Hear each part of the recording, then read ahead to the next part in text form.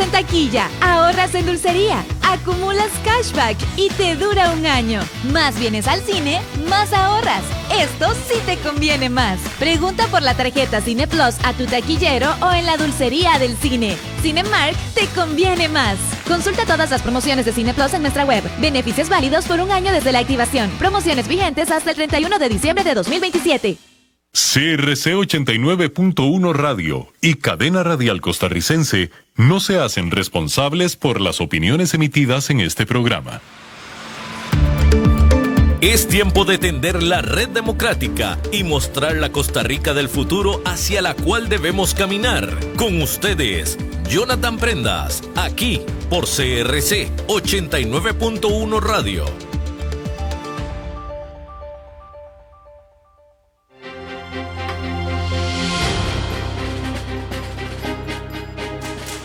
Saludos, ¿qué tal? Muy buenos días, tengan todos ustedes bienvenidos una vez más a Red Democrática, el programa que suma voces, especialistas y que desde el 6 de febrero del 2023 viene dando temas que hacen pensar, que nos ponen las barbas en remojo y que nos permiten dimensionar qué hay que hacer para tener un mejor país y heredarlo así bien a nuestros hijos y nietos.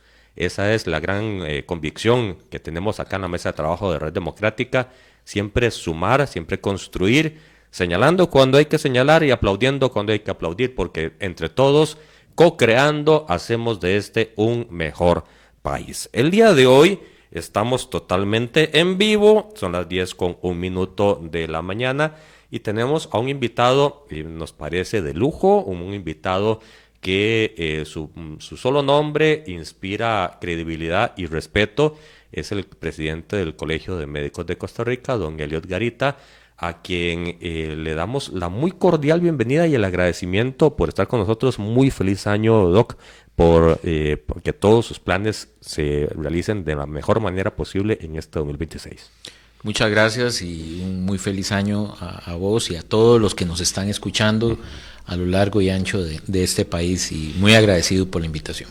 No, gracias a ustedes. Sabemos que está con agenda muy densa y el espacio lo valoramos mucho. Doctor, nos reúne el día de hoy un tema que ustedes han sido muy insistentes en el colegio. Usted ha tenido una voz muy beligerante en el tema para proteger la información personal de cada uno de los costarricenses, proteger el bolsillo de los costarricenses y hacer de este un país menos engorroso en procesos para lograr soluciones. Nos referimos al tema de la receta digital. La receta digital, para el contexto de nuestros oyentes, es una iniciativa que está impulsando el Ministerio de Salud, la ministra Marín Munive, que busca hacer un proceso más trazable digitalmente en función de las medicinas que los costarricenses necesitan para que su salud sea la correcta. Eso, como un enunciado, suena lindo, suena bonito. El tema es que se las trae, y en el enunciado que está en redes sociales, que ya todos nuestros oyentes pueden disfrutar también de la señal en plataformas digitales, @CRC 89.1 Radio, @Jonathan Prendas, @Red Democrática, y que van a poder disfrutar ese programa en el canal de YouTube de Red Democrática. Se las trae porque tiene una similitud que eriza la piel en función, en lo personal, del tema LOPAT. El tema LOPAT en el gobierno anterior tuvo que ver con el trato de la información sensible de los costarricenses de muchos ámbitos y del manejo poco técnico que se hacía. Y cuando lo escucho yo a usted hablar, me da la intención o me da la perspectiva de que es básicamente lo mismo, pero en el área de la salud. Cuéntenos cuál es el problema de fondo que tiene la receta digital y por qué a todos nos debería estar preocupando este tema. Claro, bueno, muchas gracias, insisto, por el espacio. La receta digital viene a presentarse en un contexto donde se trata, como bien lo dijiste, de llevar una trayectoria y una trazabilidad de algunos de los medicamentos que se toman en Costa Rica. Ya hace algunos años la receta para psicotrópicos, estupefacientes, son algunos medicamentos que requieren algún grado de control, y entonces se digitaliza el sistema, dejando de ser recetas hechas a mano y que se pueden modificar o que pueden darse para crear problemas eventualmente, o beneficios personales, digámoslo así. Y al hacerlo digital, pues se trata de que esto no suceda, y eso es un tema que no deja de ser realmente, que nos evidencia y que no deja de ser importante, claro, que crezca y que sea parte de los progresos que tenga el país. Si bien viene presentándose ya desde hace bastante tiempo la receta digital para estos medicamentos, sigue siendo solo para la industria privada, no para la medicina pública. La medicina pública, hospitalaria, sigue utilizando recetas de papel, y pues en este tema pues se vuelve un poco complejo, y pareciera ser que es bueno para una cosa pero no es bueno para otra. Entonces ahí es donde ya empieza a cuestionarse un poquito el proceso. En el tema de los antibióticos, estamos hablando que los psicotrópicos y los estupefacientes son medicamentos que podrían representar el 2.8 hasta un 4% de los medicamentos que se venden en el país, sí, cada mes. Pero ya cuando se hace con antibióticos, el cual se basa y que tratan de mejorar el que usted tenga un mayor contexto del tipo de antibiótico, que no genere temas de que la gente por cualquier cosa esté tomando medicamentos que no necesita, lo cual pareciera que hasta ahí vamos muy bien. Dentro de todo el programa, a la hora de generar una receta, le agregaron un par de elementos, 2 o 3 elementos que no se lo tenían y no los tienen todavía los otros medicamentos.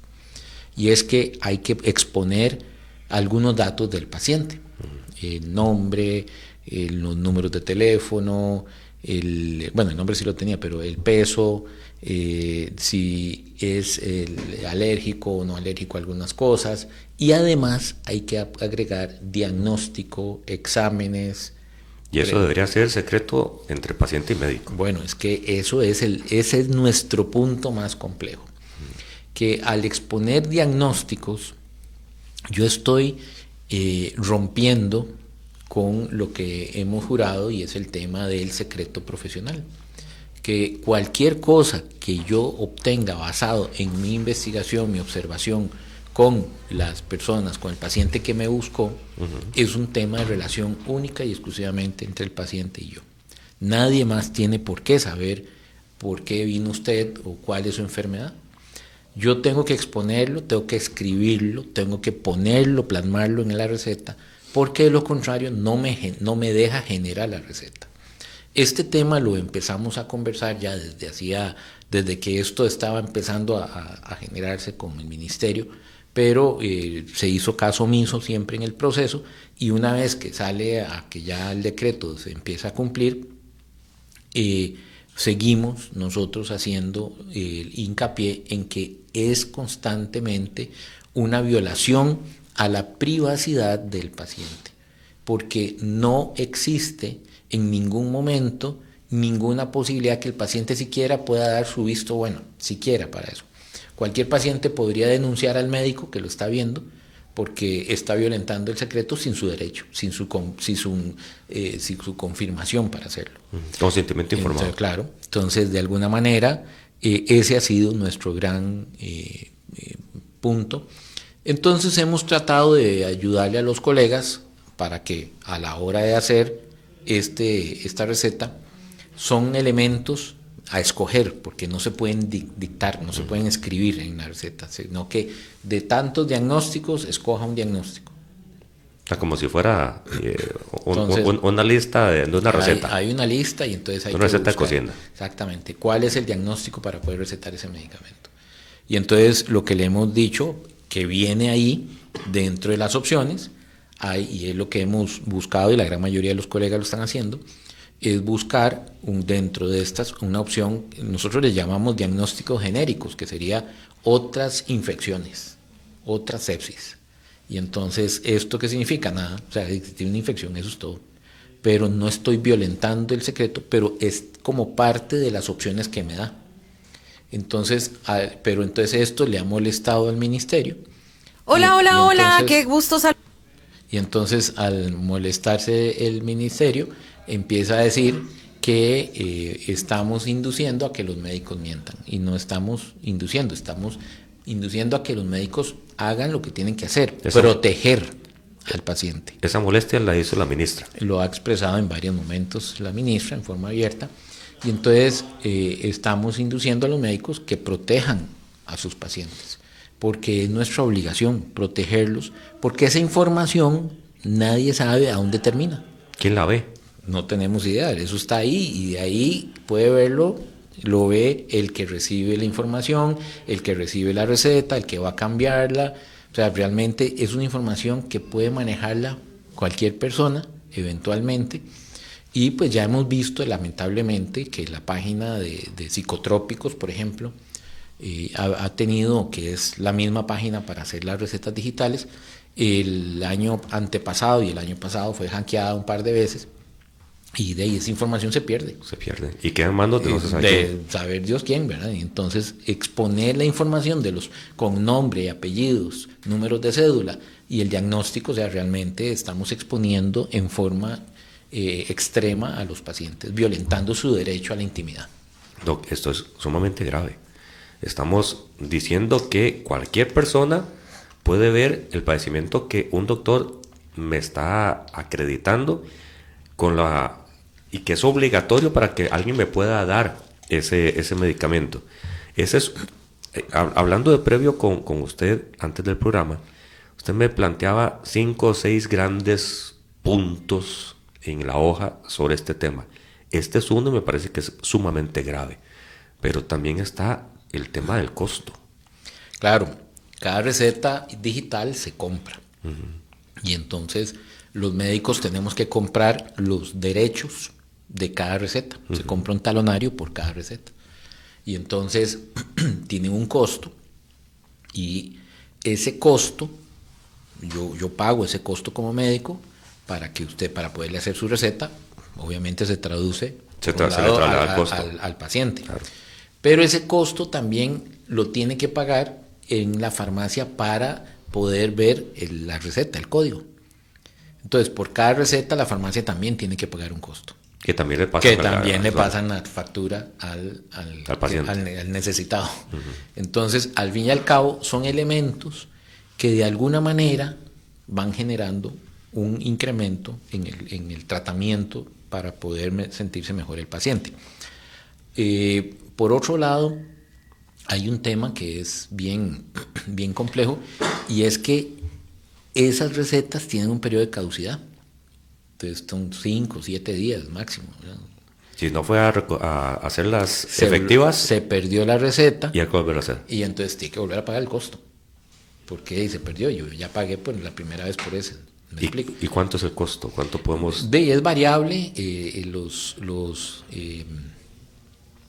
talonarios por receta andan alrededor de los 3.000, 2.000 colones por receta. Pero es un costo que va al ministerio, ¿verdad? Entonces... El ministerio está ganando 3.000 colones en promedio por cada vez que se hace una receta de ese tipo. Exactamente, y entonces que estamos hablando ahora ya no del 4% de los medicamentos, estamos hablando cerca del 60% de los medicamentos en Costa Rica, que son entre antibióticos y psicotrópicos, ya les incrementó. Hay ejemplos de medicamentos, Doc, porque en estos dos grandes grupos pueden existir muchos ejemplos. Algo de que es cotidianamente normal de consumo de los costarricenses en un padecimiento ordinario, ¿qué podemos estar hablando de que puede estar incluido ahí? Bueno, ahí están incluidos medicamentos como en el tema de los psicotrópicos y los estupefacientes, los que son derivados de la morfina, los que están con algunas moléculas como con el tramadol, algunas moléculas que tengan benzodiazepinas como el diazepam, el lorazepam, el alprazolam, todos estos medicamentos que se venden constantemente con nombres genéricos y comerciales como diazepam o Rivotril o algunos de estos que se consumen mucho. Y en el tema de los antibióticos, en este momento metieron absolutamente no solo antibióticos para bacterias, que serían los normales, ¿verdad? Como lo que se usa normalmente, ciprofloxacino o alguno de estos que se usan todos los días para diferentes cosas, sino que también para medicamentos para los parásitos, medicamentos para los virus, medicamentos para los hongos. Entonces ya ahí entra una gama de medicamentos que la lista es exactamente descomunal, pero con las mismas características, solo para el que pagó a nivel privado. Tiene que además seguir pagando. El que sigue siendo a nivel público, todavía no. Entonces genera una disparidad en por qué es bueno para uno si no es bueno para el otro. De hecho, estaría encareciendo la medicina para quienes no están asegurados o para quien está asegurado, pero también ocupa la urgencia de una valoración. Exactamente, entonces le está aumentando todavía más el monto. Cuando vemos este escenario, doctor, para ponerlo más en contexto, cuando el tico tiene un dolor o algo en su salud, es tradicional ir a la farmacia y que el regente o la persona encargada le pueda recomendar, si no es un padecimiento muy crítico, algo que se pueda tomar para que se le quite, no sé, la tos. Eso ya no se podría. Bueno, cuando son antibióticos de este tipo. Cuando son antibióticos, lo recomendable nunca va a ser sin una valoración clínica poder definir. Y también hay un tema aquí es importante. Para eso está la necesidad de que sea valorado. Porque podría ser que lo que usted cree, hay mucha gente que dice, es que vea, yo vengo y lo que tengo es una tos y lo que necesito es un antibiótico y no, posiblemente lo que te da es una virosis y eso no se ocupa un antibiótico, se ocupa otra cosa. Pero a veces tenemos la idea que hasta que no tomemos el antibiótico, entonces por eso se requiere que el médico sea quien lo valore, porque la tos inclusive podría ser que ni siquiera sea una infección, que lo que tenga es una insuficiencia cardíaca, le dio un problema congestivo en los pulmones, y entonces para esto se requiere una valoración. Lo que sí me parece muy bien es que vayamos disminuyendo esa posibilidad de consultas de pasillo, por así decirlo, ¿verdad? De automedicarse. De donde fácilmente nos medicamos. En forma personal y a veces no necesariamente de la mejor manera. Pero, sin duda, nosotros en ningún momento, y siempre lo hemos expresado, en ningún momento estamos en contra de la receta digital. Lo que estamos es en contra de dar la información excesiva que se está solicitando, que no le incumbe a nadie, sino más que a la relación entre el médico y el paciente, y que no queremos violentarla. El farmacéutico, la persona de la farmacia, cuando le llega la receta digital, ¿le es necesario saber el diagnóstico completo? Tiene acceso. ¿Pero le sirve en algo para la venta del medicamento? No, el clínico es el que define. Entonces, el farmacéutico es una gran ayuda al médico, sin duda, y da una muy buena oportunidad de buscar, en este caso, digamos, cuáles son de los mejores medicamentos según la ruta, pero el médico ya después de que revisó, tocó, evaluó, escuchó, entonces ahora sí, basado en las enfermedades que pueda tener el paciente, el mejor medicamento es el que le está dictaminando en ese momento, pensando en que tal vez no le va a irritar el estómago, el que tiene una vía de eliminación por el riñón y no necesariamente por el hígado, porque ya el farmacéutico no sabía que tenía una enfermedad en el hígado, que el médico sí, me explico. Entonces, no es tan sencillo para un farmacéutico poder decir de buenas a primeras, tiene las orientaciones del caso. Y muchas veces nos podemos apoyar uno con el otro, no hay ningún inconveniente. Pero definitivamente pues la relación entre farmacia muchas veces es, mire, yo vengo y le cuento al farmacéutico, pero él no me está examinando. No hay una relación de contacto. De hecho, tiene que confiar en lo que uno le dice.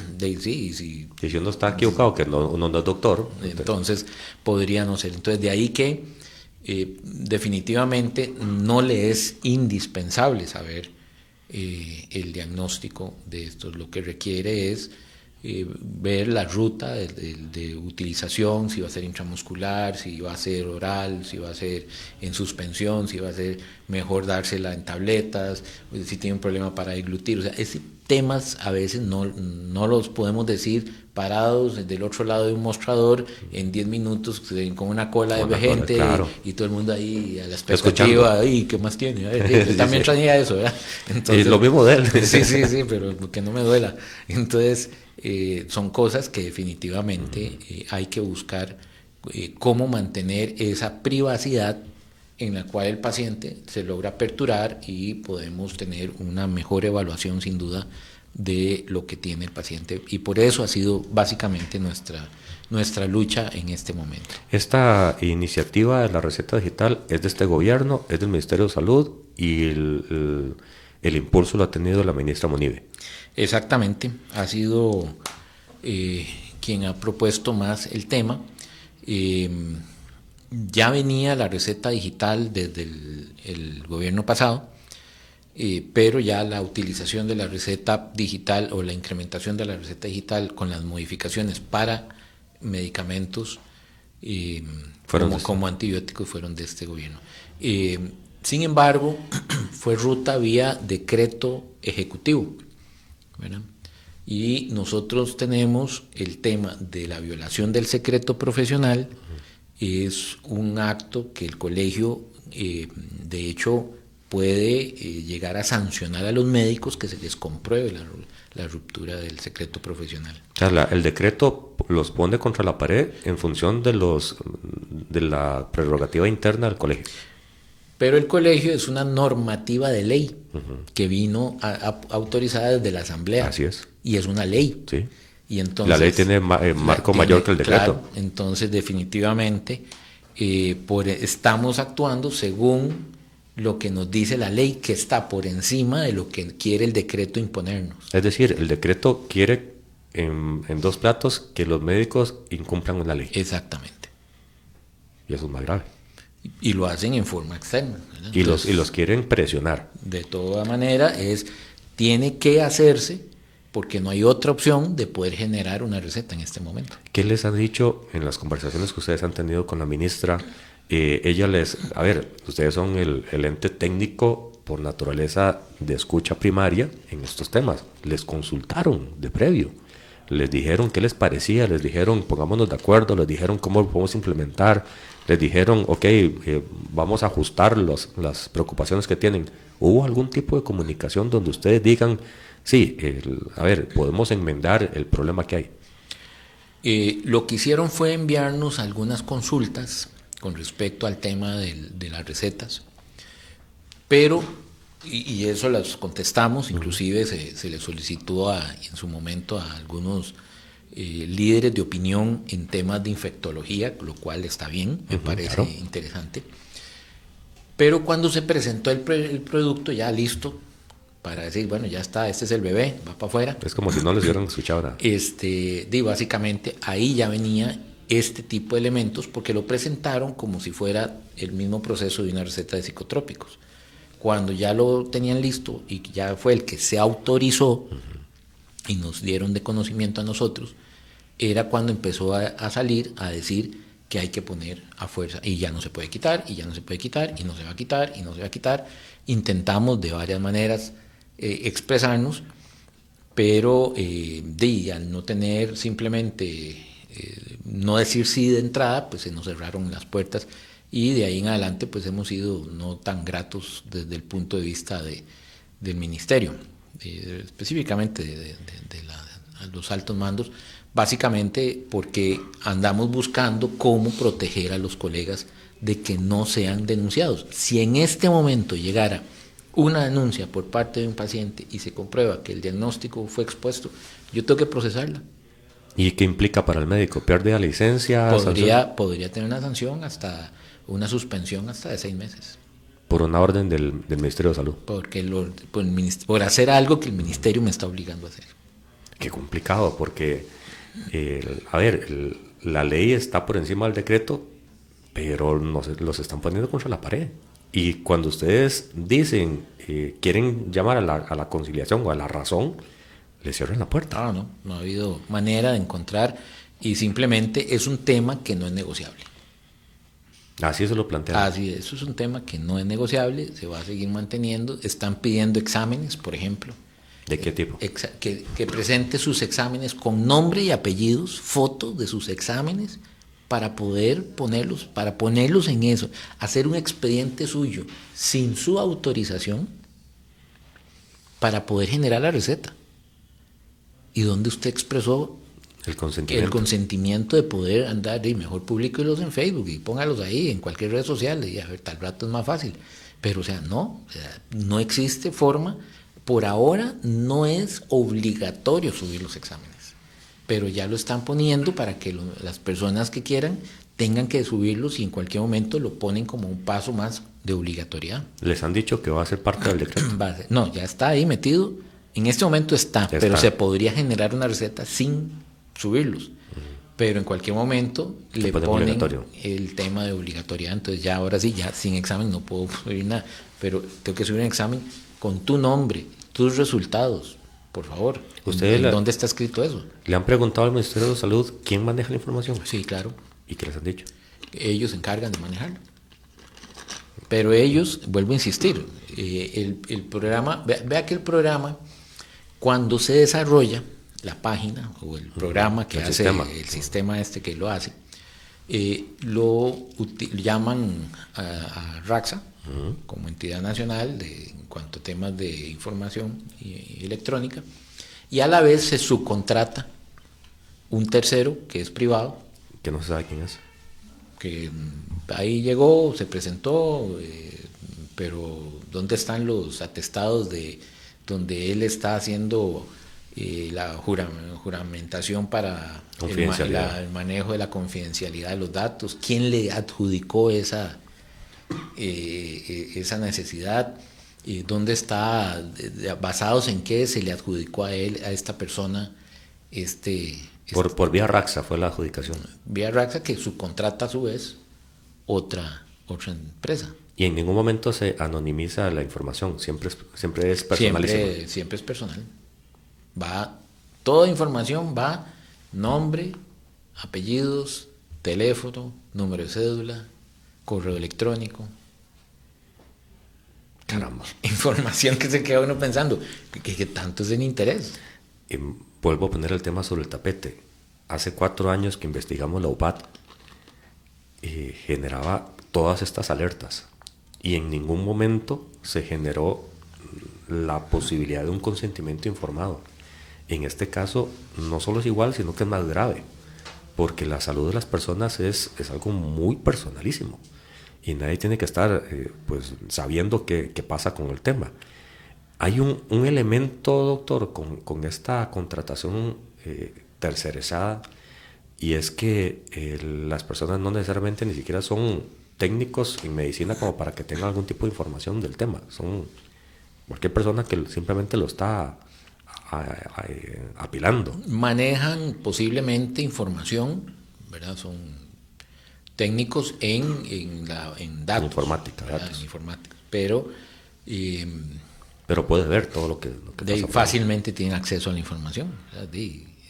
Yo cierro la puerta a este lado, pero ellos fueron los que hicieron todo lo de adentro y tienen acceso adentro. Tienen ventanas. Entonces hay facilidad para poder ver, vender, y como todo, aquí el que tenga la información tiene el poder, sin duda, de muchas cosas, ¿verdad? Ahora, en temas de salud, no solo médicos tienen acceso a las recetas. Hoy en día tienen acceso ahora los médicos, los farmacéuticos, enfermeras. Y entonces yo digo, cualquiera puede entrar eventualmente, visualizar una enfermera que es la esposa de algún juez, por decir algo, que se visualice por qué el cuñado está tomando el antibiótico, bajo qué enfermedad. Que si él no quiere decirlo, es problema de él, simple y sencillamente no debería. Entonces aquí se vuelve muy complicado, porque entonces volvemos al tema donde la privacidad de los datos se vuelve muy público. Y no es que estamos ocultando nada, pero nuestro trabajo como médicos es que la información que yo obtengo al momento de examinarlo a usted y que usted accedió a que yo lo valorara, esa información es una información que nos compete únicamente a usted como paciente, a mí como médico, y se acabó. Y se acabó. No hay ningún otro extra que tenga que... Salvo que yo como paciente autorice. 1 o 2, que un juez de la República Lo ordene. Y en este caso Ni no una ni veo otra. ningún juez de la República y tampoco hay ningún cheque que diga ahí el paciente autoriza y firma. O sea, ¿no? Entonces, realmente estamos ante un acto que no es legal. Es una ilegalidad. Y es lo que estamos luchando constantemente. A veces la gente cree que es que los médicos son necios y que otro pleito, no, pero es que estamos velando por el bienestar de los pacientes desde el punto de vista de sus derechos, que tal vez no sabe, obviamente no tienen nada que ocultar, pero hay enfermedades que no le competen a nadie más que el paciente. Desde el punto de vista legal, de los derechos, pero también desde el punto de vista del bolsillo. Si una cita con el médico cuesta, ¿qué? 60,000 colones. Ya por solo recetas se podrían llegar a 66, 68,000 colones. Claro. Porque ese elemento hay que transmitirlo a algún lado, ¿verdad? Exacto, pero esos 8,000 colones entre médico y farmacia encarece, y alguno puede decir, 10,000 colones no es nada, pero para la gran cantidad de costarricenses 10,000 colones son o los pases o la comida, claro, o la leche. Claro. Y eso sí pega. Están atentando contra la estabilidad económica de las personas. Porque, a ver, y aquí voy al siguiente tema.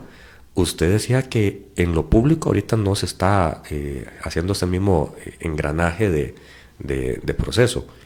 Pero entonces podríamos estar viendo una migración de consulta privada a consulta pública con la saturación que eso puede significar en función de los EBAIS y de las clínicas. Claro. O incluso las emergencias de los hospitales. Bueno, en lo público uno dice que no está pasando, pero vea qué interesante. Hoy en día, en lo público, sí, no se están haciendo trámites electrónicos para poder hacer una receta. Pero sí es obligatorio escribir en el mismo papel que se hace la receta el diagnóstico, porque si no el farmacéutico no la cambia.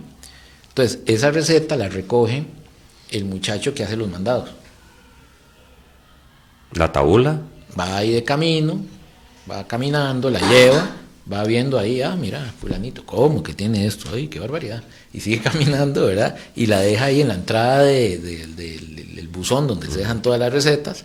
Y entonces ahí quien lo recibe es el tramitador, que tampoco es un médico, ni es un especialista en salud. Le hace el proceso y al final quien le da el visto bueno es el farmacéutico.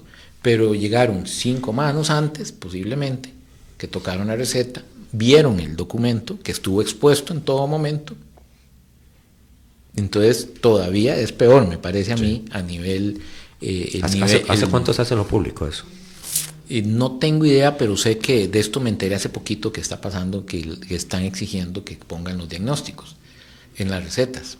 Entonces, ¿basado en qué? En que lo están haciendo en lo privado. Todo es a raíz del mismo decreto, de la misma intención del Ministerio de Salud y de la ministra Munive. En el momento en que se quite eso, pues obviamente afecta directamente a lo privado y a lo público, y entonces hasta ahí llega el proceso.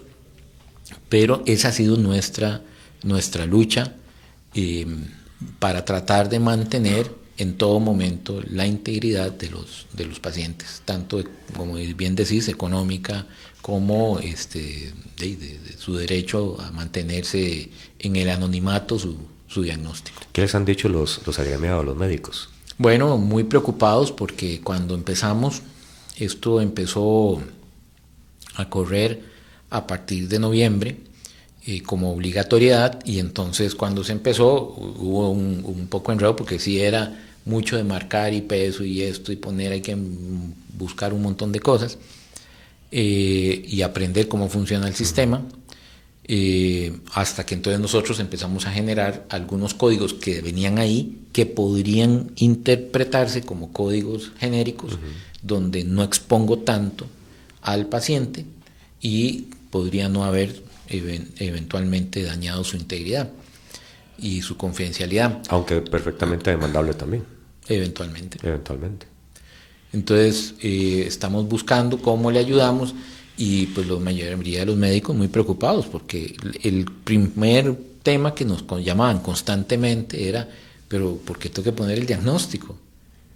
Y bueno, no es un tema nuestro, es un tema que lo exige el ministerio. Y entonces ahí es donde hemos venido buscando las herramientas legales para poder actuar en este proceso. Llámese el recurso de amparo, solicitudes de inconstitucionalidad. Ya las plantearon. Que ya se pusieron. ¿Y cómo les fue con eso? ¿Qué les han dicho? Bueno, han sido aceptadas todas, están en un proceso, lamentablemente, no con la velocidad que quisiéramos, ¿verdad? Lamentablemente, pero ya por lo menos sí le puedo decir que fueron aceptadas y están en proceso. Ha sido bastante engorroso este proceso, tener que llegar a este tipo de instancias, porque todo el resto de temas por la ruta normal de mire, sentémonos y conversemos, está bloqueada. Fue completamente aislado. Esta acción de inconstitucionalidad está planteada en función de la protección de los datos sensibles y busca detener el decreto, específicamente. Buscamos detener esa parte del decreto que dice del diagnóstico. Eso es lo que puntualmente están... Insisto, nosotros no estamos en contra del tema, y lo que estamos es en contra de tener que exponer al paciente. Y además, ¿quién está manejando esa información? Es que no lo sabemos. ¿Y para qué es tan necesaria esa información? El tema del encarecimiento de los costos para eso no está en los recursos que se han planteado. Dentro de los recursos se ha planteado todo esto, precisamente. Sí, porque el acceso a la salud. Por un lado, y además el tema es el por qué a un grupo sí y a otro no. O sea, ¿dónde estamos ahí facilitándole el encarecimiento a un grupo y a otro? Pues hoy en día no, pero no lo estamos protegiendo tampoco. ¿Usted ha tenido alguna reunión bilateral, por ponerlo de alguna forma, con la ministra? ¿Usted específicamente con ella? Bueno, con ella no, con el viceministro sí. Hemos estado en varios talleres precisamente hablando de esto, y pues no hemos llegado a mayores implicaciones. Hemos expuesto nuestro punto de vista, o sea, lo hemos generado de varias maneras, pero no ha habido una respuesta de ningún tipo. El mensaje siempre ha sido el mismo: más bien ustedes están promoviendo que los médicos mientan para que no se generen diagnósticos. Esa ha sido la respuesta. Les están tirando la culpa. Sí, por eso es bueno este tipo de espacios, porque la gente no sabe lo que esto conlleva, ¿verdad? Es todo un tema que la gente cree que necios estos doctores que siguen de necios con el ministerio, y no, o sea, estamos protegiéndolos a ellos precisamente. Esta información médico-paciente, ¿qué tan detallada se tiene que poner? Porque el diagnóstico puede ser algo genérico, en el caso de la parte pública. En la parte privada ya viene preestablecido, como si fuera una receta de cocina, simplemente póngale 3 cucharaditas de tal cosa. Tiene ahí, en la gama de diagnósticos, va muy detallada, muy específica. Entonces, qué sé yo, neumonía por diagnóstico, o sea, neumonía por un germen que se llama micoplasma, por gérmenes atípicos, o por o enfermedad o gonorrea, o uretritis gonocóxica, o alguna cosa de esas que pueden llegar a ser a violentar algunos derechos. Entonces sí son diagnósticos muy específicos. Por eso es que hemos buscado diagnósticos genéricos, que de alguna manera, otra sepsis significa otras infecciones, ya está. Y están ahí, porque si no estuvieran ahí no podemos hacer la receta. Nada, si les quitan esas opciones... Bueno, no las pueden quitar porque esa es parte de ellos se basan en en un código internacional de diagnósticos que hay, y entonces y procedimientos, y ahí están. O sea, ese es el tema. Pero aquí la problemática ha sido que nos obligan a hacer un acto que legalmente no es, porque estamos basados en una ley, apoyados en una ley para que no sea, y ellos tienen un decreto que definitivamente está por debajo de esa ley. La asesoría legal que les han dado a ustedes, ¿qué les han planteado en función de esa ilegalidad? ¿Qué les han dicho? Hemos buscado y tenemos grupos de trabajo en temas legales, incluso hemos abordado el tema con algunos asesores externos, y no, creo que vamos por muy buen camino. Vuelvo a insistir, necesitamos acciones tanto a largo plazo como a corto plazo, que sean mediatas y otras más inmediatas, y entonces ya con esto podemos eventualmente tomar decisiones, ayudarle a ellos que se tomen las decisiones más correctas. No les estamos diciendo no hagan, no sigan regulando, no, cumplan la ley. Es ajustémonos a lo que dice la ley y basados en eso sigamos trabajando. Y usted cuando les dice, Doc, y disculpe que insista porque me cuesta mucho creerlo, la reacción de ellos, cuando usted les dice legalmente es ilegal, ¿qué les dicen? No, es que no, que va a ser, no es ilegal porque lo están planteando ellos. Ellos están por encima de la ley. Por lo menos esa es la respuesta, ¿verdad? Al seguir insistiendo. Y cuando digo ellos, el Ministerio de Salud, la ministra, el viceministro. Ministerio en general. Pero por lo menos la respuesta ha sido básicamente pues la misma. Se mantienen en el proceso y sigue la exigencia. Esa ha sido la respuesta. Seguimos exigiendo que haya que poner. O sea, no se modifica nada. Nada se ha modificado, no se puede modificar. Es un decreto, ya salió, así está y ya se fue y ya. ¿Y en la Asamblea Legislativa les han hecho algún tipo de consulta de qué está pasando? No. Porque es resorte de la Asamblea la interpretación errónea o la ampliación legal que el Ministerio está intentando hacer. En esta línea la Asamblea no hemos tenido pues contacto directo con esto, basado en eso.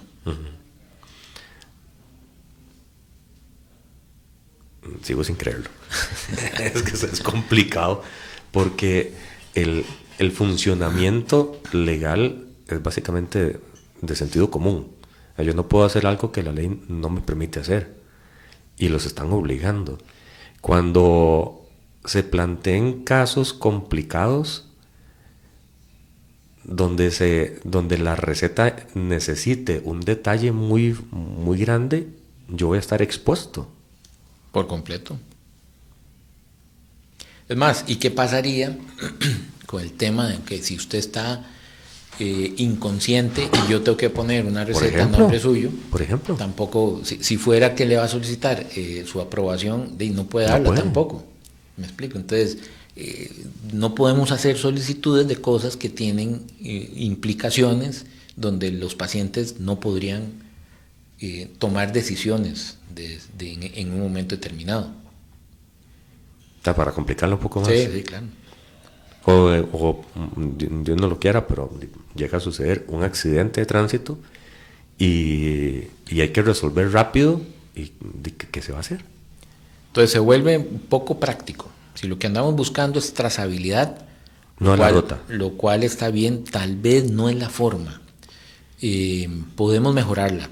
Se podría optimizar. ¿Ustedes estarían dispuestos a mejorar el sistema para que todo pueda salir mejor? A buscar la forma en que el sistema siga funcionando siempre y cuando no exponga.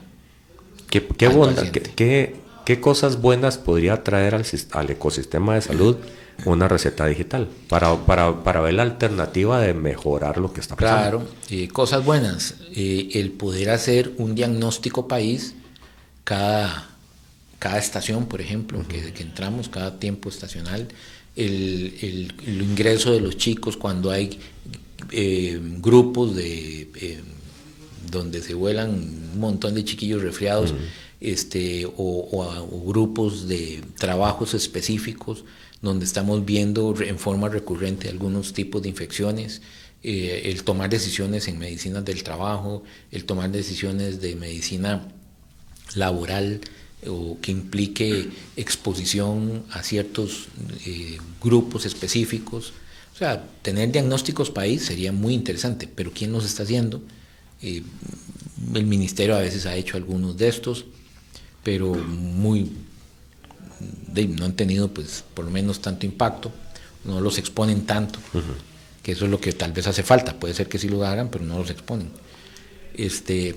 Yo creo que definitivamente aquí la receta, la digitalización, el llevar una trazabilidad, el saber qué es lo que más necesita en Costa Rica, qué tipo de medicamentos son los que más, el que se están administrando e indicando adecuadamente, le da una tranquilidad a uno, eso está bien. Es que antes usted iba a cualquier panadería y ahí le vendían un antibiótico, lo que sea, y entonces eso generan resistencias y que después con el tiempo no funcionan los antibióticos, que con eso se está luchando y eso está bien que se controle, pero de ahí a para que pase eso, tener que exponer los datos del paciente es otra historia. Vamos al punto de la panadería, que me llamó la atención.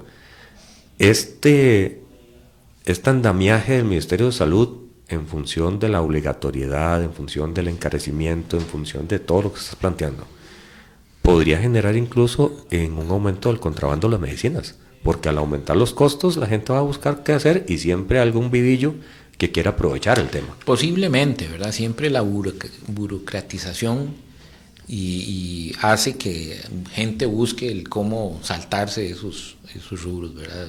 Totalmente sancionable y claro, totalmente por parte de nosotros. Pero es un peligro, es un riesgo.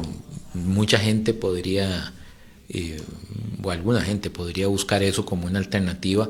¿Por qué? Porque se creó la necesidad, entre comillas, al existir tanto proceso burocrático para generar una receta. A ver, si hay gente que no está dentro del sistema de seguro social por la razón de informalidad que sea, y ya no le alcanza para ir a donde el médico, y ya en la farmacia no le venden porque tiene que venir el paso antes, que es el médico, y la gente no se va a morir de la enfermedad, va a buscar cómo solucionar. Claro. Y ese es el problema. Están sacando del ecosistema de salud de manera inmediata a mucha gente. Ciertamente. Entonces, de alguna manera les está limitando opciones. Y entonces van a tener que buscar una opción que no le exija la receta. ¿Cómo cuál? Con el error, uno, de que no sea un original o un genérico, sino peor que eso, una copia, más bajo que un genérico. Exacto. Y que no sea el indicado. Cuando planteamos todo esto, Doc, ¿a usted le parece que estamos frente a una nueva versión de la OPAT? Bueno, posiblemente en cuanto a algunos datos mayores o menores, pero a grosso modo, obviamente no con el grado de detalle de esa unidad presidencial de captación de datos, sino me refiero a la parte del diagnóstico y a la falta de anonimización de los datos. Yo creo que definitivamente estamos ante un proceso donde es innecesario cierta información para poder darle al paciente algo que necesita. ¿Está expuesto el paciente? Pues sí, porque estoy exponiendo los datos, pero definitivamente es innecesaria esa información porque el que es el paciente el que va a recibir un tratamiento que yo le estoy dando basado en mi experiencia y mi análisis. No sé por qué necesito el visto bueno de un montón de personas que están en una etapa la manoseada de todo el mundo. Y, o sea, esa parte es la que se pone un poco complicada de entender.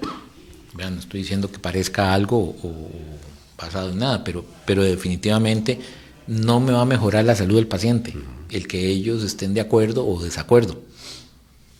¿Qué le diría? Estamos a 5 minutos de terminar el programa. ¿Qué le diría a usted públicamente acá en los micrófonos a la ministra sobre este tema? A ver, ya ustedes tuvieron que llegar a la sala constitucional, ya han hecho denuncia en medios de comunicación. ¿A ella qué se le podría decir para poderla hacer entender el grave problema que se está planteando?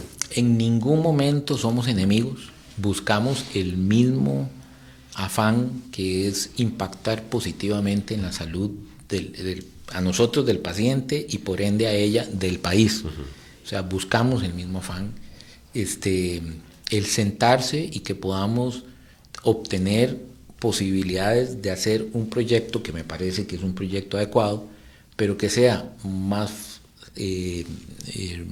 real y más adecuado según las normativas que existentes en el país, podría ser un elemento que podríamos apoyar en forma global.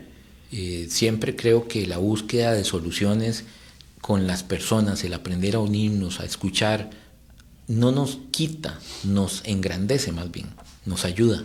Y pues el Colegio de Médicos está abierto, dispuesto a que podamos sentir. No es un ataque contra un sistema, es un ataque contra una acción que no está siendo apropiada porque no se nos tomó en cuenta ni se nos preguntó en ese momento. Ya una vez que salió, pues ya era diferente, porque ya salió el decreto, ya salió, ya tiene el visto bueno el presidente y el respectivo representante en el área para esto.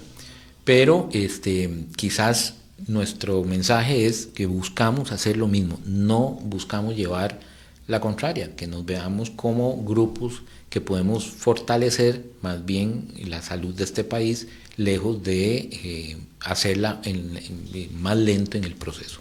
¿Buscarían alguna medida legal contra las autoridades o contra el ministerio por la obligatoriedad que se les está planteando de violentar la ley? Sí, bueno, es parte de lo que de lo que planteamos, fue tanto en el recurso de amparo como en las medidas inconstitucionales. Yo creo que definitivamente, insisto, recurrimos a estas medidas porque por cualquier otra ruta no se va a suspender el decreto, o por lo menos no hemos evidenciado que haya interés en suspenderlo o modificarlo, ¿verdad? Entonces ya que es lo que nos han dicho. Una vez que se suspenda o se logre modificar algo, bueno, que sentémonos y replanteemos cómo lo mejoramos y lo subsanamos y seguimos adelante. O sea, esto no pasa nada. Si lo logramos subsanar, me parece a mí que lejos de retroceder podemos mejorar. En el proceso de hace 4 años, todavía está en estudio en la sede judicial si la firma de las autoridades de ese momento, ministeriales y presidenciales, planteando una orden contra una ley, o sea, violentando una ley, si tenía algún tipo de sanción contra ellos. En este caso, el decreto está pidiendo ir contra la ley del colegio, que es la parte del diagnóstico. Hay una similitud también en esa parte. ¿Procederían ustedes si hay una necedad o una insistencia de parte del Ministerio de mantenerlo, de proceder en función de los firmantes para poder resguardar al grupo de agremiados que tiene el colegio? Bueno, obviamente como colegio nos interesa el resguardar la actividad médica en Costa Rica y obviamente pues hacer todo lo que tengamos que hacer y llegar hasta las instancias que se tengan que llegar para resguardar la calidad de la atención con respecto a los pacientes. Entonces, definitivamente, si se llega a la necesidad o el punto en que tengamos que tomar otras medidas, pues las valoraremos. El equipo de trabajo es un equipo grande, con mucha experiencia, y como le digo, hemos tenido inclusive, hemos utilizado equipos externos jurídicos que nos han asesorado en este proceso, porque las implicaciones son muy graves. Son demasiado graves. Son muy graves, más de lo que la gente cree. Y vámonos para el último mensaje, en un minuto que nos queda. ¿Qué mensaje le daría usted a los pacientes que van a ver o están viendo ese pequeño gran detalle en las recetas? Definitivamente sigue siendo la necesidad de buscar la parte técnica, el médico, para la generación de recetas. No es, doctor, ¿me podemos dar una receta de un antibiótico? ¿Para qué? Venga, revisémoslo, veamos que no vaya en contra de lo que usted está tomando, que no sea un medicamento que esté luchando en una misma ruta con algún medicamento, claro, o que empeore su condición. Eso es importante, no dejar de acudir al médico. Si usted tiene dudas, el médico le puede ayudar mucho y lo que estamos haciendo no es para entorpecer su salud, sino andamos buscando cómo resguardar su salud en todo el ámbito de lo que es estar sano. Ese sería el mensaje pues, que buscamos con ellos. No estamos luchando por temas personales, estamos luchando por temas de los pacientes. Y eso es un tema, en este caso, un tema un ejemplo muy específico, que es la información no es del médico, es del paciente. Y por eso estamos luchando en resguardar y nos estamos llevando los elementos que nos hemos tenido que soportar producto de ese resguardo del paciente. Muchísimas gracias, doctor. No, con mucho gusto y esperamos que sigan teniendo un excelente año, de verdad. Igualmente, muchísimas gracias a todos los que han estado en sintonía. Estábamos conversando con Eliot Garita, el doctor que es presidente del Colegio de Médicos, en función de la receta digital, una orden vía decreto que está violentando una orden legal que tiene el colegio de resguardar el diagnóstico que cada uno de nosotros como pacientes podamos tener a la hora de ser chequeados por una autoridad médica en Costa Rica, y que en este momento está expuesta a que cualquier persona la pueda ver producto de esta decisión y esta orden del Ministerio de Salud, de la ministra Munive y de quienes firmaron el decreto que está en vigencia. Hasta mañana, si Dios así lo permite. Esto ha sido todo por hoy en Red Democrática. Los esperamos en nuestro próximo programa.